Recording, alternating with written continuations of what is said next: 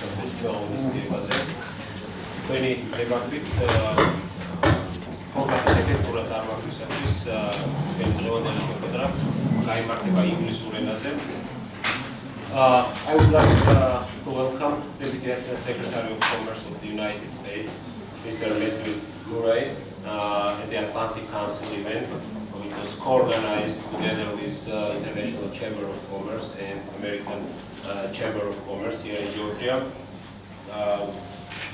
This event intends to provide more detailed information on ongoing technical consultations, U.S.-Georgian bilateral economy and trade relations.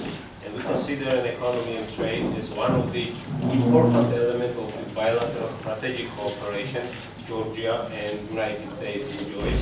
And as we speak together with Deputy Assistant Secretary, we have quite a big delegation of different American companies visiting Georgia.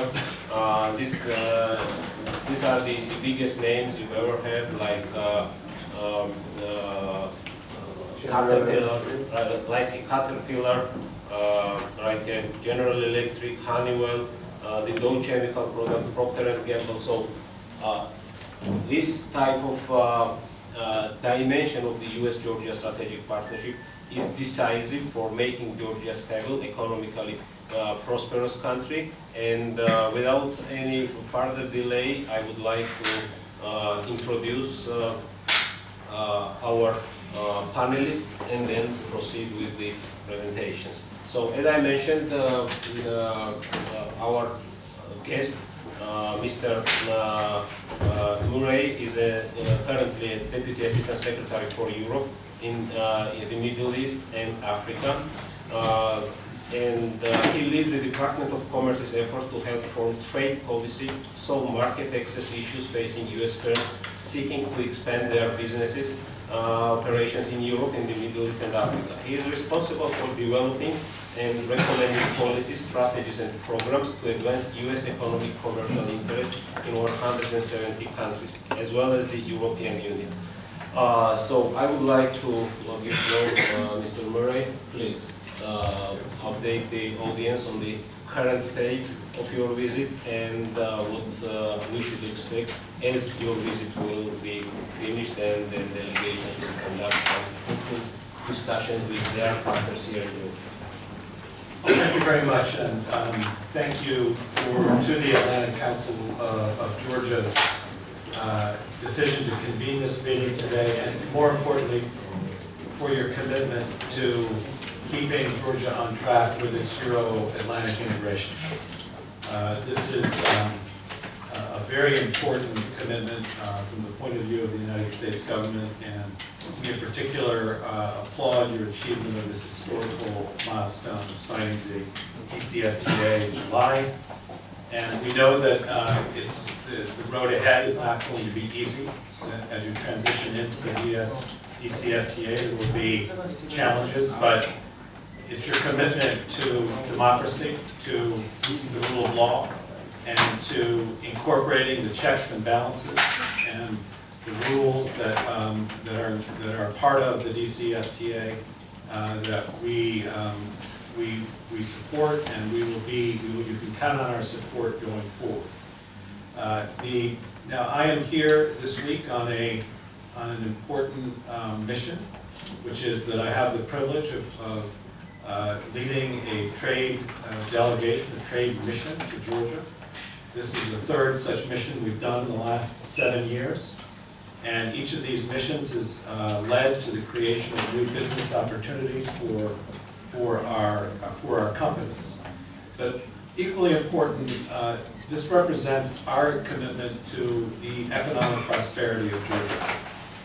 Our goal with this visit is to look for mutual opportunities to develop a shared prosperity between our two nations, create jobs in Georgia, create jobs in the United States, and further our mutual efforts to empower individuals in your country and in this region to start their own businesses, accumulate capital, protect that capital, and become successful entrepreneurs. That freedom and that ability to be empowered economically is unique in this part of the world.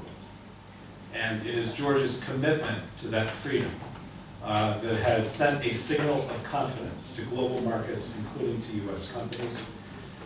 Just in the last 24 hours, we've seen evidence that this commitment is paying off.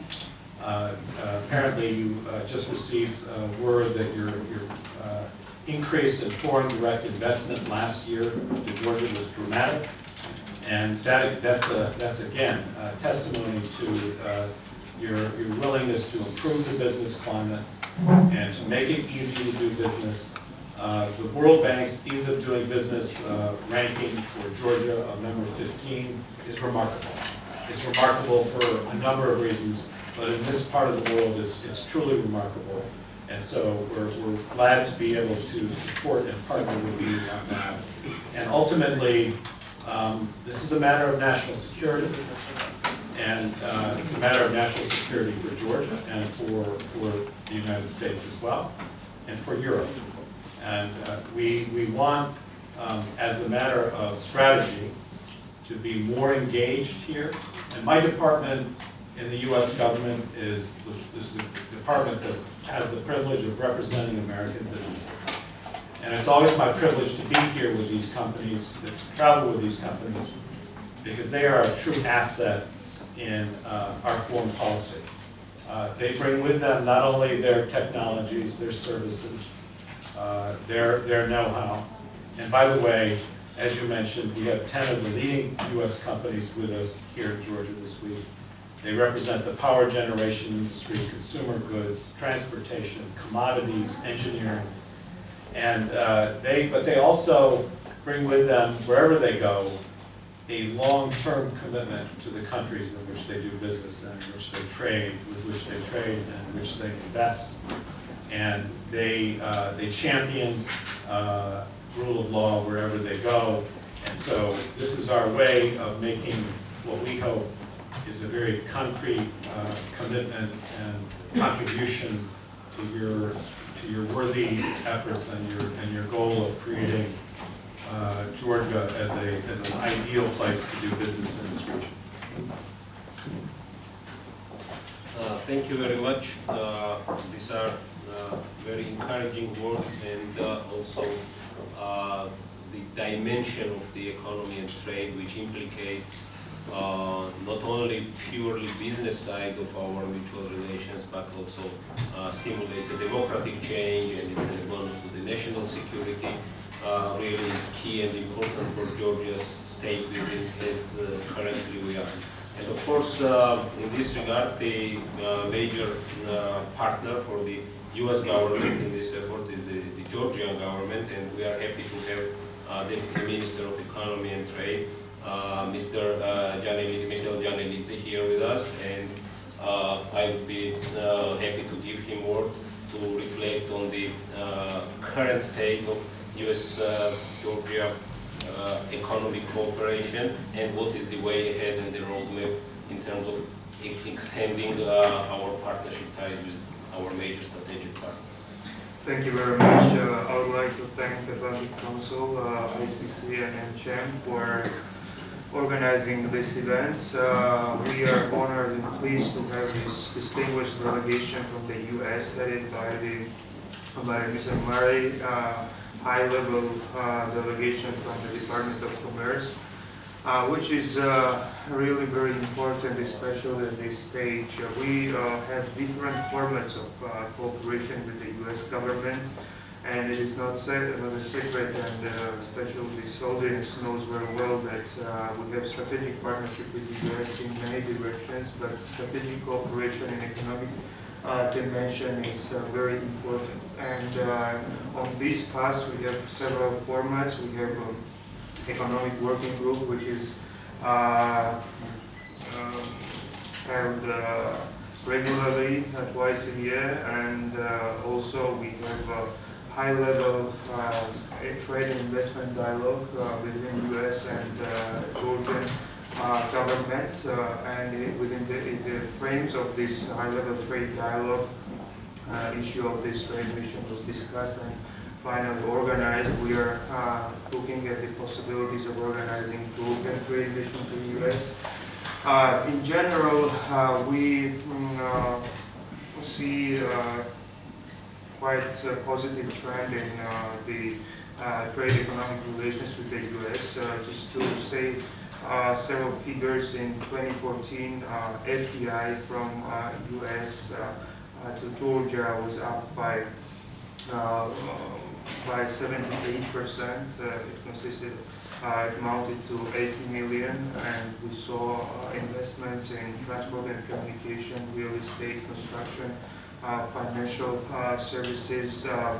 We saw also increase in trade. It was 27% growth of bilateral trade, and it has to be underlined that exports grew by more than 50%, Georgian exports. But here I have to mention that okay, the figure shows that there is growth of exports, but if we will look into the structure, we will see that it is very less diversified. We depend on several commodities in our trade, and it shows that there is a much bigger room for improvement and diversification of our trade relations as well as investment relations.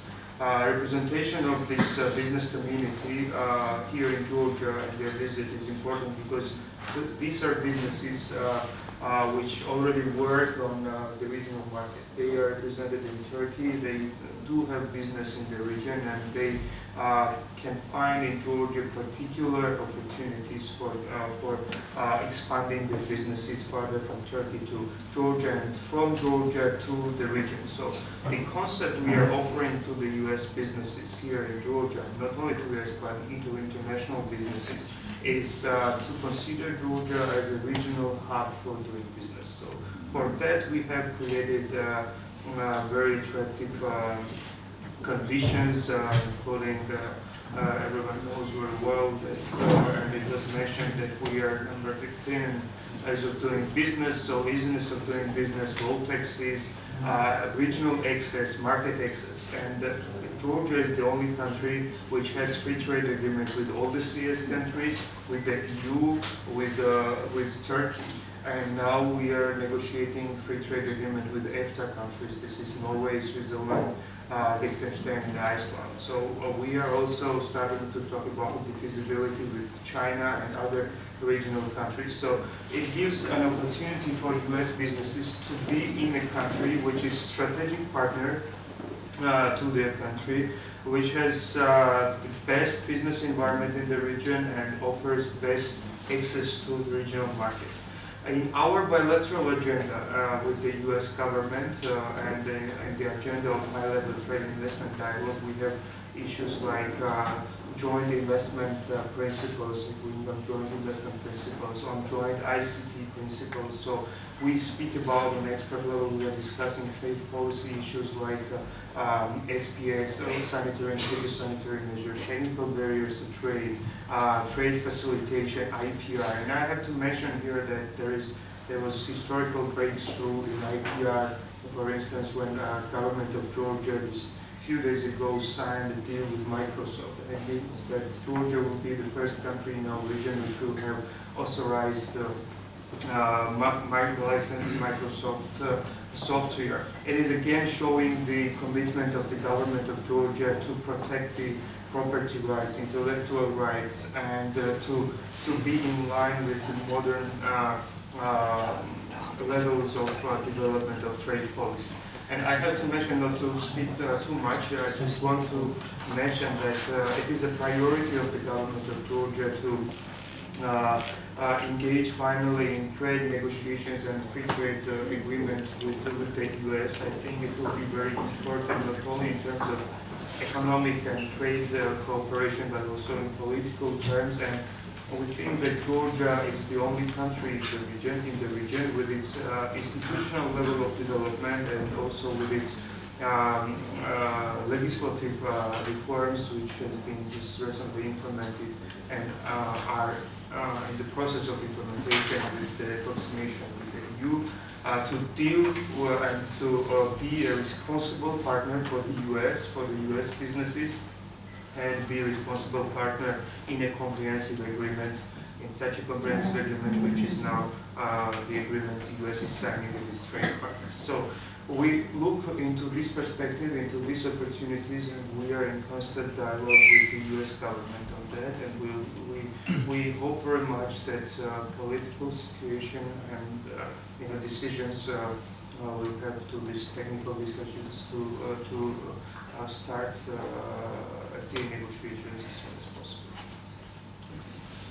Thank you. That's a very complex overview of the legislative or regulatory infrastructure that can significantly boost our bilateral cooperation. But the major actors who have to consume this environment is the business community in Georgia, and we have two excellent representatives of the business community, especially international business community in Georgia. Mrs. Sarah Williamson, the chairman of the AmCham, and Mr. Fady Alsy, chairman of International Chamber of Commerce. So I would like to ask Sarah first how you would perceive this environment and the potential for growth. Since the numbers are encouraging that FDI is increasing, still US foreign direct investment in terms of the monetary expression is around similar as the foreign direct investment from the Luxembourg. And as Mr. Minister said, there is a huge potential for growth. So what do you think? Well, I think that it's true that there's a big distance between the U.S. and Georgia geographically, and the numbers of U.S. investment right now are relatively small, but that means there's lots of potential for growth. The numbers that we've seen recently, I mean, that came out with FDI in general, have to do with some of the really big projects going on. I mean, BP and Huawei. These are things that give back to Georgia over the long term. And I think that when you see companies like that being willing to invest that kind of money in the country, it's a good sign certainly to potential investors. And while we've had this trade mission here, and as you mentioned, these are some of the biggest names in U.S. business. We've been hearing over and over for the last 2 days how impressed they are with, frankly, with how the ease of doing business in Georgia. And those of us that are here all the time know that there are certainly issues that we'd like to see addressed. There's certainly things that we'd like to work on. There, the legislative changes that are coming into effect with some of the agreements Georgia has made specifically with the EU are very, very important. But the good thing is that all of those, now we're talking about changes that need to be made that are really democratic, processes that you would complain about in any Western, very developed country. I mean, you have the same complaints. It's not the days of 10 or 15 years ago when you were complaining about just having electricity and water. I mean, Georgia, I know that that's too drastic a comparison, but I see a huge potential for Georgia, and I hope that this DCFTA, once we do get through, the process of making it work, I hope that it is really a facilitator for Georgia to take advantage of the other trade agreements that Mikheil mentioned, and to really reactivate the Silk Road. Thank you. Fady, as a, let's say, historical and institutional memory of Georgia's independent private sector history, how do you reflect on the potential of the growth of the U.S.-Georgia bilateral cooperation? First of all, I would like to welcome you, Mr. Assistant Secretary. I would like to thank as well the U.S. Embassy for supporting businesses all over those years. I remember, if there is a business organization concept today, it's thanks to the U.S. Embassy who had put AmCham together 18 years ago. Listen, I'm going to be very frank as usual, okay? I think that Georgia has a lot of potential, but I think that also we have serious challenges. I'm happy that there is a very high-level delegation of American businesses today, because maybe this can serve as a catalyst to change a little the doing business as usual by the Georgian government. And when I speak of Georgian government, I wouldn't like to include everyone. I mean, we have like fantastic working relation with the Ministry of Economy, with some other bodies within the government. But I think that one of the really challenging issues today is the revenue service. You know, it's not enough to attract businesses to Georgia. We have to make sure that those businesses can flourish and develop unhindered and in a relaxed atmosphere. Everyone has to pay taxes, but you cannot have people paying more taxes than they should. And you know, it takes a lot of effort to bring one investor to the country. But it takes one story, bad story, to discourage 100 investors from coming in. And really, I mean, we sent several letters to government, to the Prime Minister, asking him really to look into the revenue service attitude towards businesses here. And I really hope that things are starting to move, because we feel that since January there is a change in direction. We feel that the government realized that the policies of the past 2 years were not the best, and they're reversing them right now. This is one point. The second point that I would like to touch is about the DCFTA, which is a fantastic opportunity for Georgia, but that is facing a serious challenge, which is the speed of implementation. The EU has granted Georgia several years to implement the DCFTA, and knowingly, because they're quite experienced. They know that there is a compliance price, a compliance cost to be able to readjust the legislation up to EU standards. And it can go, I mean, the changes can take from 2 years to 10 or 12 years. But the Georgian government is like overexcited by the idea of having the DCFTA, and they're trying to tick the boxes very quickly. We did this, we did that, we did this, we did that. And this is really affecting the business climate. And there is one thing that is very important to take into consideration. Most of the Georgians have supported the DCFTA. Most of the Georgians do support NATO integration and EU integration. Why? Because there was no cost linked to it. But today that there is a cost starting to be inputted to this process, if things are done hastily, quickly, then we could witness a reverse trend. We could notice that maybe the idea of joining Europe is starting to be not very popular within the population because of this quick compliance strategy followed by the government. So, I mean, this is like a real strong message that I would like to send out to the government. You have a lot of time to comply by the EU regulations. Please do take all the time that you need. Don't rush things, because this can backfire very negatively, okay? So I just wanted to send this message out. As one of the founders of the AmCham 16, 17 years ago, and a president of the AmCham, I mean, I can only be ex-previous president of the AmCham, I can only be very supportive to all the US companies that are coming here, supportive to the AmCham that's doing a fantastic job, and encouraging more people to come to Georgia. We're here to support them and to give them all advice and whatever is needed. Thank you, Fady. Thanks for your assessment and your suggestions. I think these are the observations from the ground operation that businesses do every day, and it's very important to be taken into consideration. And with this, I would like to turn microphone to Ms. Nino Evgenidze from the EPRC, chairman of the EPRC. This is one of the most prominent think tank in terms of economic policy, and let's hear the voice of the civil society. Please. Thank you so much, Batu. Thanks a lot, first of all, to invite me on this webinar with these distinguished people.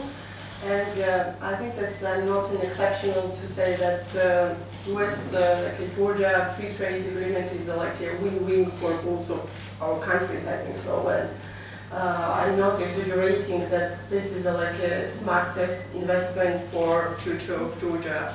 And we think that this is a strong signal to the government of Georgia to like continue the reform process and development in the country, inside to improve the business environment and also state building process in the country. And this is also it's very good signal to the Kremlin as well, that here is Georgia, which is a strategic partner of US in the region, and also thirdly, it's for internationally for investors that this is a place to invest and to use this strategic energy corridor and trade hub to develop and to come to invest in this country.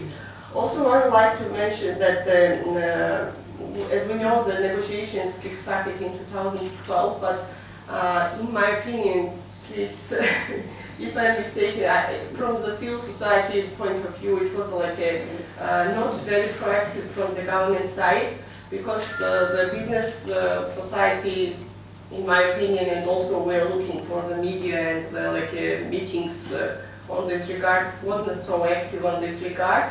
And we think that, of course, with the DCFTA and the US free trade agreement, so more popularization in the society will be bringing more benefits to the country of Georgia, first of all. And I'm an economist, and the economist said that only God we trust, all other brings the data. And I would just mention some of the data, for example, not from the decades, but from 2014. For example, export of Georgia products to the US amounted to over $207 million US dollars, while imports $287 million, and making the US fifth largest export a partner country of Georgia. And also, I want to compare this figures with the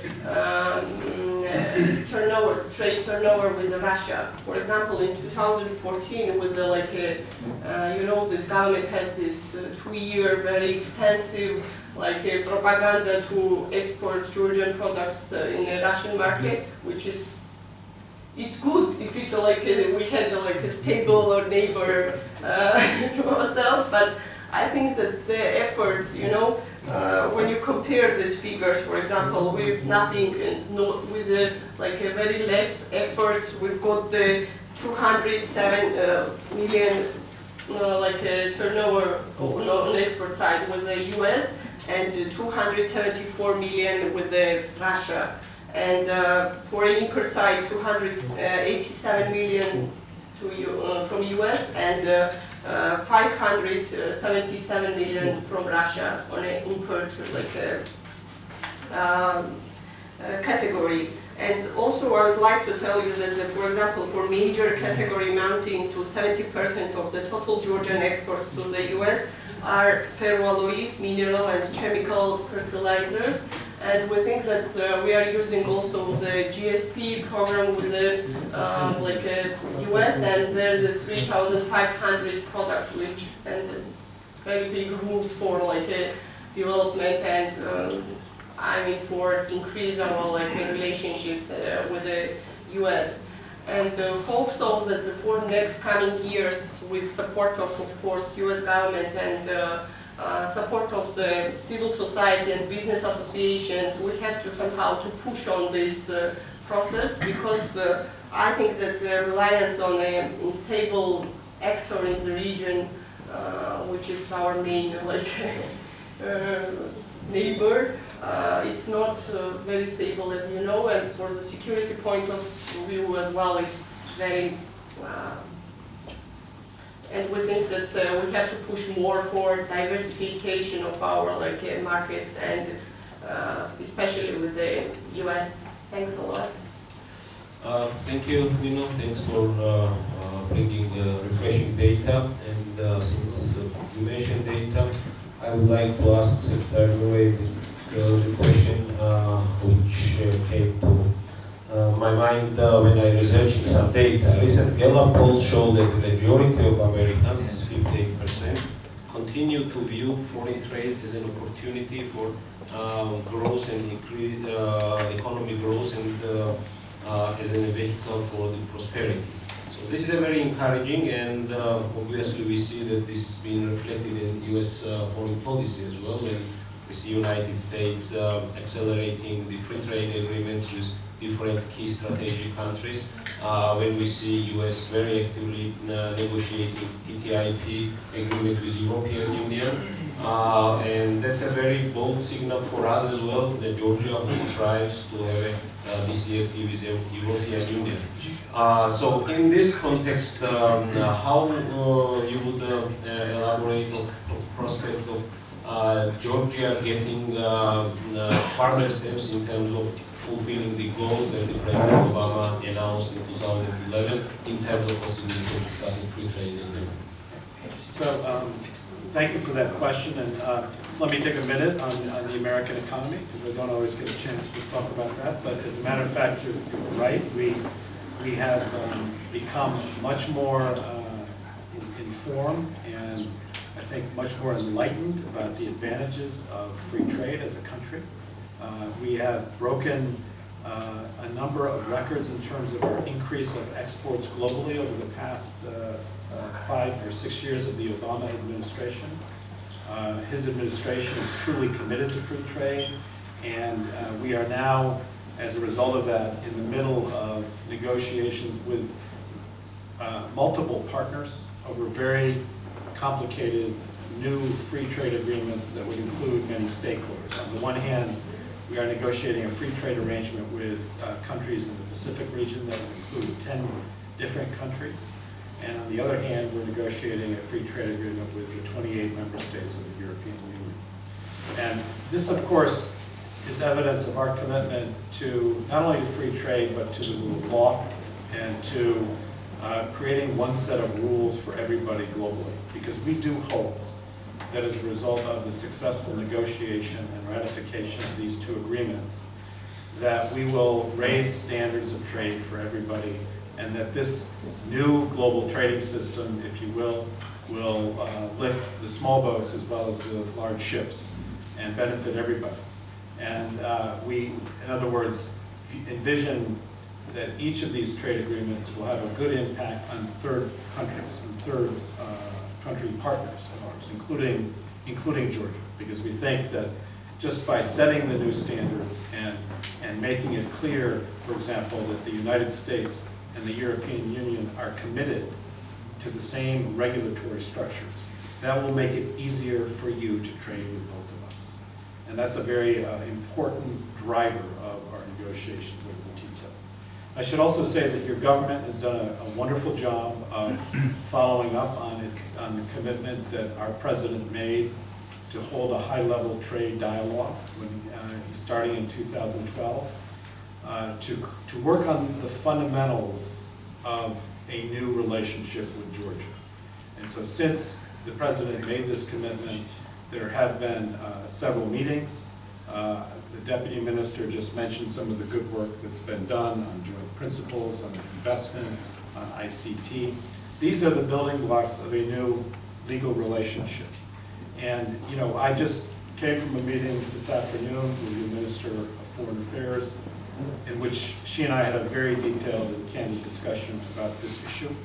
And so your government and our government are working on both the philosophical principles and the technical aspects of building a trade relationship. And finally, in the meantime, perhaps one of the most important steps we can take together is to build up our commercial relationship, build up the positive story of more trade and investment between our companies.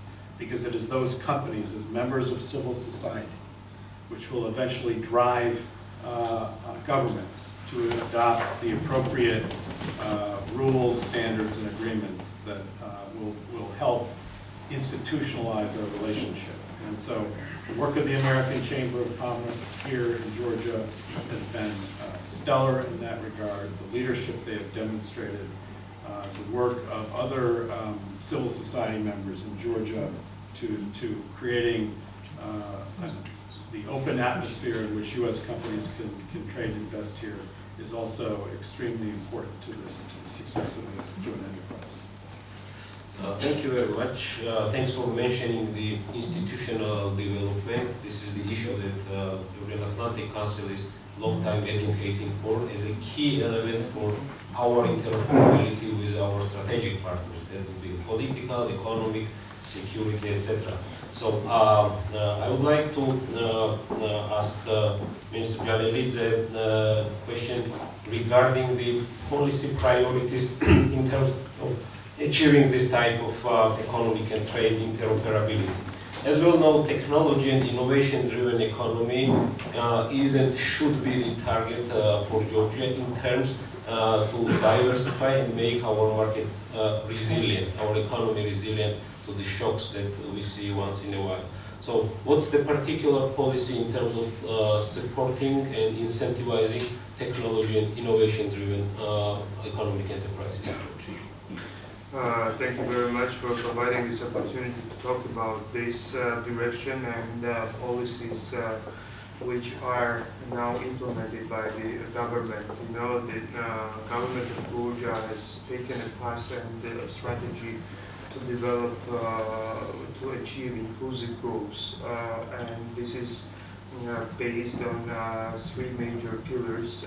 So first, to raise the competitiveness of the private sector in the country, also to raise the competitiveness of the labor force and human resources, and also to help private sector to have better access to finance. So innovation and technology development is key in our strategy and action plan, and in that regard we have established special agency. This is a Georgia National Technology and Innovation Agency, which is working together with the World Bank and other donors to develop special ecosystem in the country, to develop fab labs, to develop special IT funding instruments and technology parks.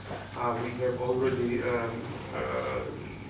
results, although this agency has been established only several months ago. We have already several Georgian companies financed through the instruments of this agency, and we want to attract not to be the donors or financiers from the government side, and not to finance only from budget, but also to attract private capital to that direction.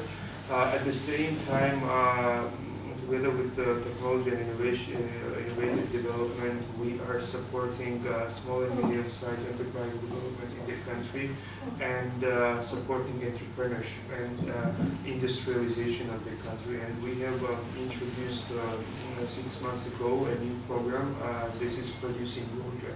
As you know, one of the structural problems and problems of the economy of Georgia is that our export is not quite diversified, and we don't have big, in terms of industrial goods, not big base of export-oriented manufacturing facilities or goods. So we are supporting enterprises in Georgia to start manufacturing. It's not a discriminatory program. It is open also for foreign companies, and U.S. companies presented here can participate in this program.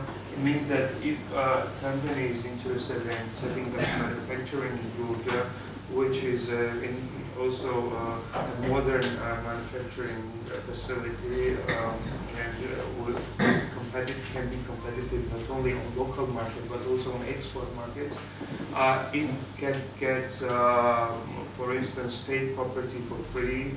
It can, under investment obligations, it can get some collateral assistance from the state, and also at the initial stage interest rate subsidy, which is a great combination of incentives to start production. And it was launched, this program was launched in June, if I'm not mistaken, or July, and we have already 35 projects developed under this program.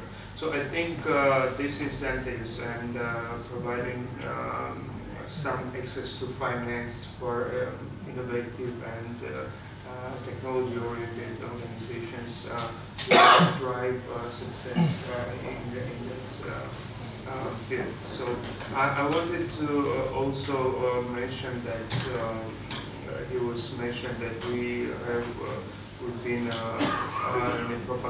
Russian market. I have to mention here that there was no single lari spent on any PR activities for Russian market. It was just removing the embargo from the Russian side, which has happened. But in terms of propaganda and in terms of PR and marketing activities, we are financing participation of our companies in European fairs, in US and other target markets in China, for instance, because we see future of Georgian export only in diversification of export markets as well as diversified export goods. Thank you. I think the vision towards the diversification is very important for Georgia's future security, but also the important is diminishing the bureaucratic barriers which would allow Georgian businesses to have access to US financial resources. So I would like to turn for a brief comment to Sarah and Fady. What's the experience of the Georgian business community have in their relations, either with Exim Bank or OPIC, maybe organizations that are supposed and in some cases quite successfully financing the joint ventures or joint projects with Georgian companies? We were just hearing a presentation earlier this morning about the impact of OPIC, over the last several years, because loan close to $500 million, 400-something million in this country, and so I think, and certainly within our membership, there are, I think there's somewhat 39 projects altogether. It's been quite significant and continues to be. Exim Bank has not had the opportunity, there haven't been the projects that they can be as involved in so far. We hope that will change in the future. But I think that OPIC has certainly been a strong partner for American or even partially American-owned businesses in Georgia. Fully approve.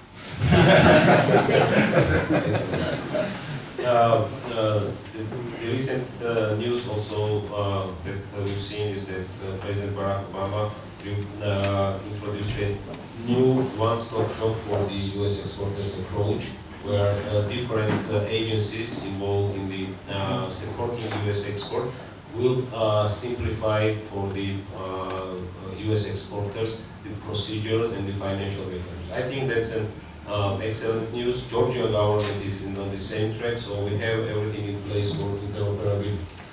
So, with your permission, I would like to ask the audience to pose the questions. Please identify yourself, your organization, and be brief while posing the question.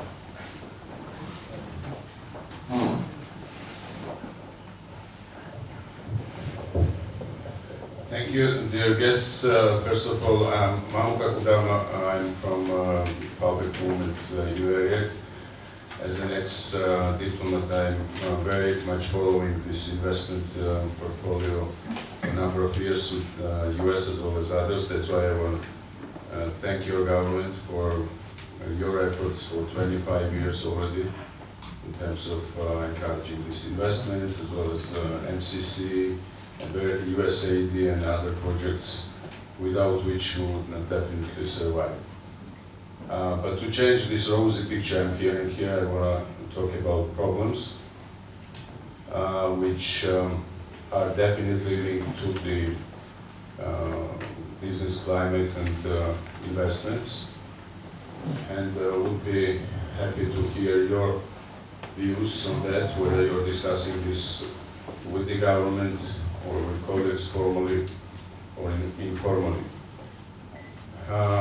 For 2 years, this country is run by one person who is now in the shadows, has no formal responsibility, that definitely does not have and bring some investment confidence. Second issue is rising xenophobia by various different government agencies manifested in terms of bringing new regulations towards foreigners, visas, etc. And finally, this is very much linked to the overall inefficiency of the government coordination between various agencies, and that brings ineffectiveness in terms of decisions. What's your point on that, whether you are discussing it with government officials here, and if not, please do it. Thank you. Let's put several questions together and then we will provide.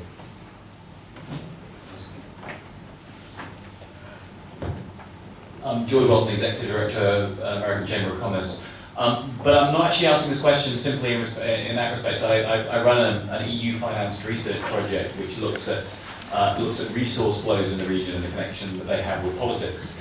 I wanted to highlight one thing within the context of that, which is that OPEC, of course, is a crucial source of financing, but the US government finances other areas that are more considerable.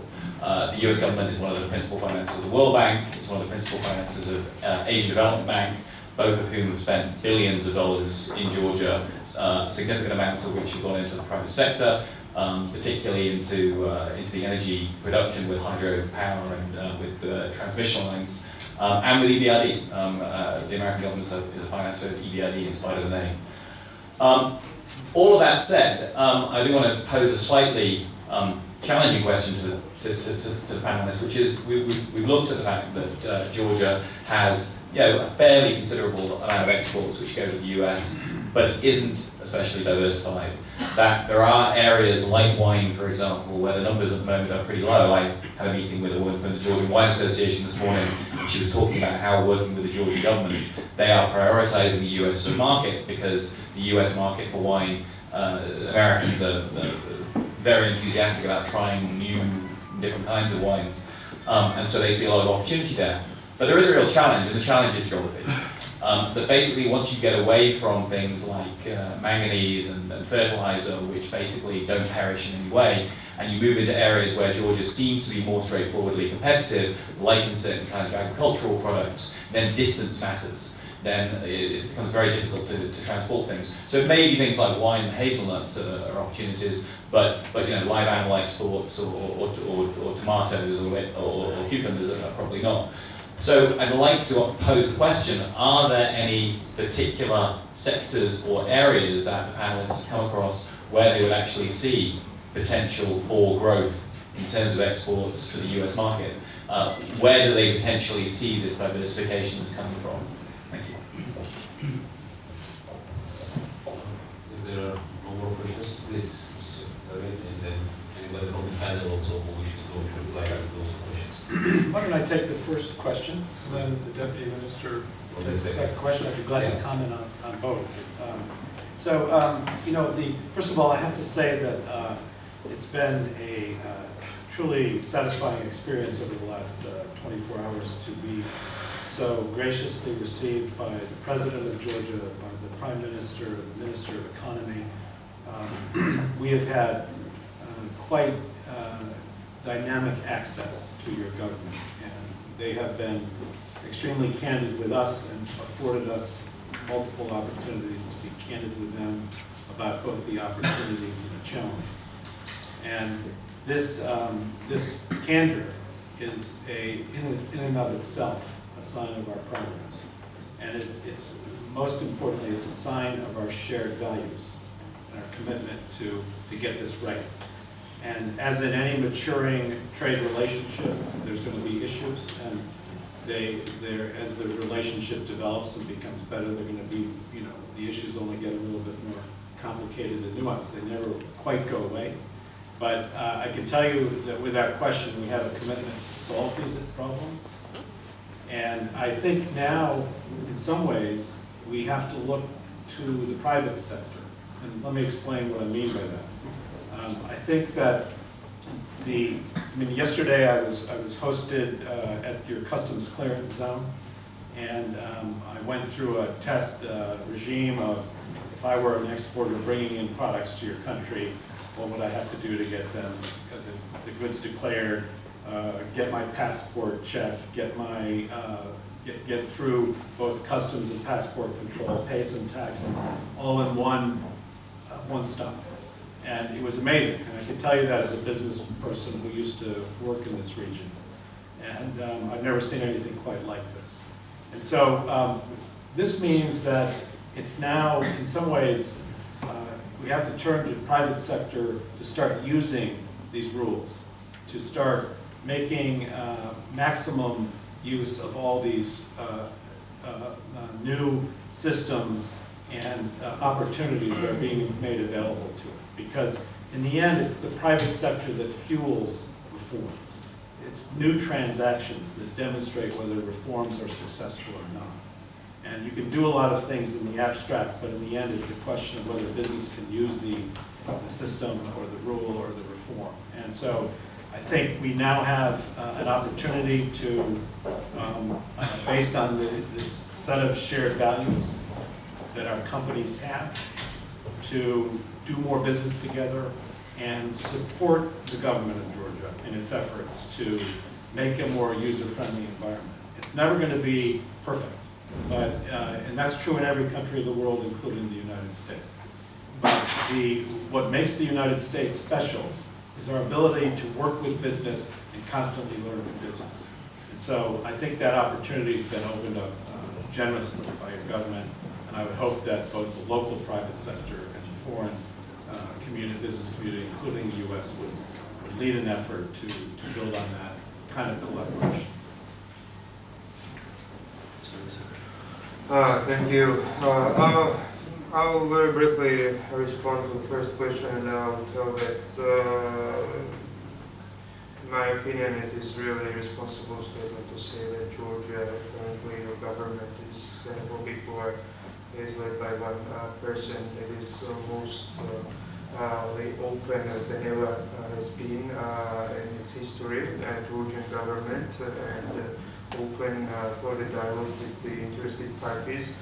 And there are several examples where any regulations or any new changes which are happening, they are closely discussed with the interested parties. I just want to tell that the policies which are implemented in Georgia, they are very well reflected in international evaluations and in evaluations of our partner countries, as well as relevant international organizations. With regards to the potential exports to the U.S. market, we can definitely talk on other goods than, for instance, ferroalloys, fertilizers, which are exported today.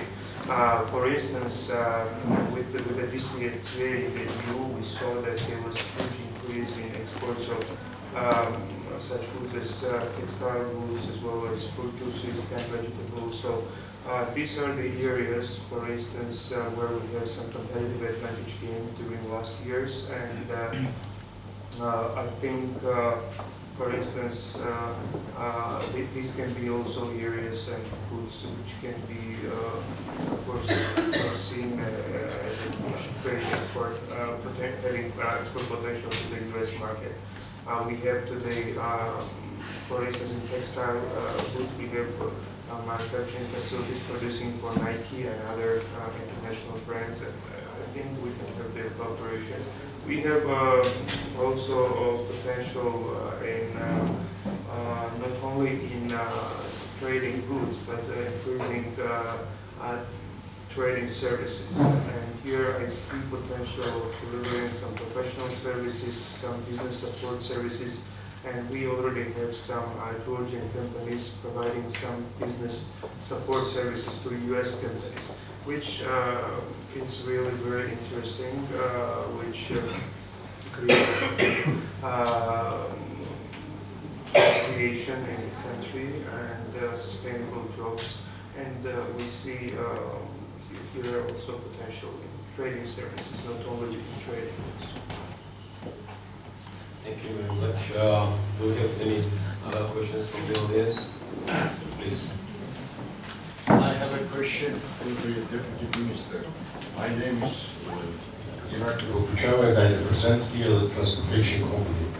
A couple of years ago, maybe 3 years ago, I was contacted by my colleague from one of the European Union countries, and they wanted the transportation of dangerous mandarins to their country from Georgia. And I went down to Batumi and visited some companies, I visited some laboratories and so on. And I obtained that the main issue was the issuing of the certificate of origin. All the companies I visited there had their certificate of origin in Russian language.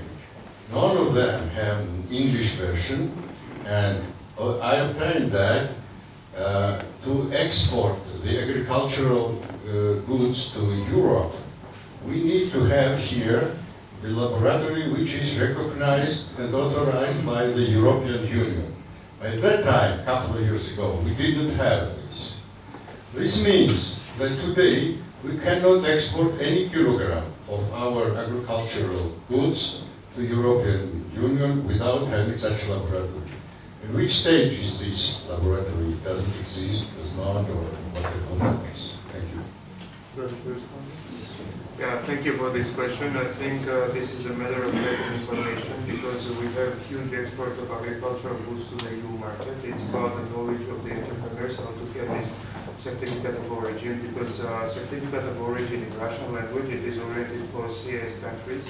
We have free trade agreement with CIS countries as well, and for that purposes, a so-called ST1 certificate is issued. But in order to export to the European market, you have to get a Euro 1 certificate, which is easily issued by the revenue service. So, in that case, it's about the lack of knowledge from the side of entrepreneurs, what type of certificate to get and what market to sell. This is also on our agenda, on the agenda of the government, to raise awareness of this and knowledge among the regional entrepreneurs how to export to the European market. Because you're right, today in Georgia still, people believe that Russian market is closer and easier to trade with, and although we have free trade agreement with the EU, they see it as a faraway market and very demanding market and hard to trade with. That's why I personally travel to the regions. Next trip I will have in Poti and Ozurgeti. And I'm traveling to all the cities, major cities, and also to other cities to explain to entrepreneurs, to local media and population what is the agreement about really and what they need to do. So we have this campaign in place. Definitely more is needed, but U.S. government again is helping us in that special program, G4G program financed with the USAID, helping us in communications. We have already prepared special leaflet, and which will be distributed. It will be also online, and so we are trying to reach out to more people as possible to raise the awareness of these possibilities. Thank you very much. Do we have some questions from the audience? If not, I would like to comment. If you don't mind, I'd just like to Yes, add one further comment in response to some of the questions here, and just to say that in addition to strengthening our bilateral relationship and diversifying it and giving it more of a legal foundation, the other joint commitment that we have between the U.S. government and the Georgian government is to strengthen your role as a regional transit hub. And the work that you're doing in this area is exemplary. It demonstrates your commitment to bring the idea of the Silk Road from an abstraction to reality. And we would like to help support that in both through commercial participation and our policy support for the steps you're taking and to reach a global audience. The Silk Road offers the opportunity to strengthen regional trade relationships and grow your economy in that way, and also in a way which benefits our companies. We're committed to your success regionally, and towards that goal, we want to support this concept of a regional transit hub, and we look forward to this conference that's going to be held in October in Georgia on that subject, and I would think that the Atlantic Council would also have a vested interest in seeing the success of that conference because of its implications for strengthening security in the region. Thank you, Mr. Secretary, for mentioning this. That was subject of my next question, but you made a perfect guess. We spent quite a time in researching the potential of further commercialization of the northern distribution network. The business experience that businesses along the northern distribution network for providing necessary assistance to the international security force in Afghanistan, not to be left wasted, but to commercialize this experience, because for military and security purposes, this cooperation worked quite effectively. And this is an asset that with a further capitalization will turn a very successful project, which is labeled as a new Silk Road. I would like to ask Nino Evgenidze, how you would perceive Georgia's role as a regional hub in terms of creating the most favorable environment in country, but also taking a leading role in the region to set an example. Oh, thank you for this question. It's not like some news stories that Georgia in the region really is a trendsetter in the implementation in the reforms and through building the state institutions, and we're proud of this, but I think it's not we should not stay on this proudness, because our benchmark are developed countries. If we are comparing ourselves with less developed countries, it's not anymore our main goal. And I think on this regard, we should, when we are talking about prioritizing our economic growth or countries development priorities, as Mr. Deputy Minister mentioned when he was talking about the innovation and technology transfer in the country, as you are aware, Georgia's main challenge in my opinion is education. And with support of U.S. government, they're implementing this Millennium Challenge program as well here, and we are very thankful on this regard as well, because this is a huge investment in the development of the Georgian society. And the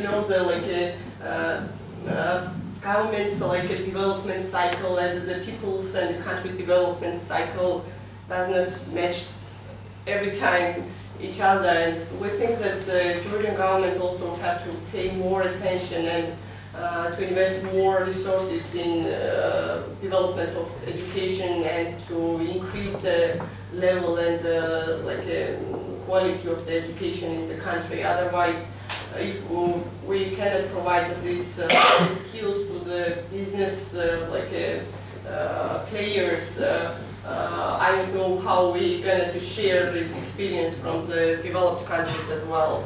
And I think that Georgia has a huge potential for future development, be a place where we can labeled products as in Georgia, and also from the Georgian government side, we have to promote Georgia's role as a place in the region where you can come with your resources, with new ideas, and then convert these products for trade as a products labeled in Georgia. I think we had a lot of challenges on policy regard, but still we have to be united that there is an external security issues as well, but we have to prioritize what is supporting for country's economic growth and move forward on this regard, on this dimension. Thank you. Any final remarks, Fady? just touch a word about export. You know, everything comes back to the investment climate. You know, to be able to turn into an exporting country, you need three things: good product, good price, and regularity. I think that we can get a good product, we can get good prices, Georgia could be competitive, but we still have to develop the regularity. Now, to export to the United States, you need volumes. It's a big market, and to export volumes, you need big production. This means you need investments, foreign investments. That's why the notion of foreign direct investment and investment climate is so important. I mean, that's why the government needs to really be aware of it and eliminate any barrier to it, whether for any reason. I mean, we have seen in the past 2 years many barriers being implemented, whether it was the visa regime, the land ownership, or any other barriers. So, without serious foreign direct investment in Georgia, there will not be critical mass of production. Without critical mass of production, you cannot tackle big markets. You cannot work on your quality, you cannot work on your regularity. So I just wanted to underline this, that please, government, work on a proper investment climate. Please, that's it. Somewhat to follow on what Fady has said and things that have been said today, you know, a lot of this that we're talking about exporting to, whether it's to the EU or to the US, and even more immediately to the EU, it's easier. It does come with all of the, you know, if we're going to export agriculture products, there's going to be phytosanitary regulations. And at the same time, we have an economy that is not what we'd like it to be, and so as businesses and business associations, we're very resistant to anything that creates more regulations. And so I think that the government finds itself in a very difficult position, as does business, where, you know, the way this is handled, the way that it's implemented, the way that the legislation that the DCFTA, the visa liberalization and the association agreement just with the EU, the way that all that is handled, you know, and implemented, it's going to, it has a potential to create something very good, and that's what we're all counting on. You know, that's what we're telling our friends and in this trade mission that are here. We're counting on that working. And we're also sending the message regularly to the government that let's do this, but let's do it together, collaboratively and slowly. And so I think that, you know, that is, it's an important balance that the private sector and the public sector have to work on together. Thank you very much. I think this panel, I'm very proud to be part of this initiative. This panel here represents the success or model for the success for Georgia's economic prosperity. We covered all the angles and also strategic vision where Georgia should head in the future. So I would like to thank you all for participating, and Mr. Secretary, just a few final remarks before we finish our work.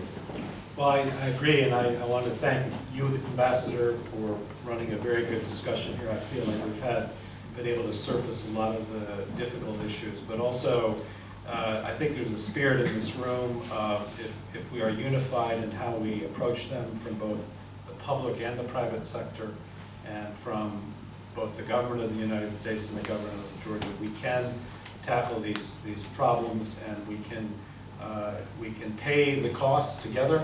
These are joint costs, and we can look towards the future of success, not only in the next several years, but for the next several decades in this region. So thank you. Thank you. That's very important.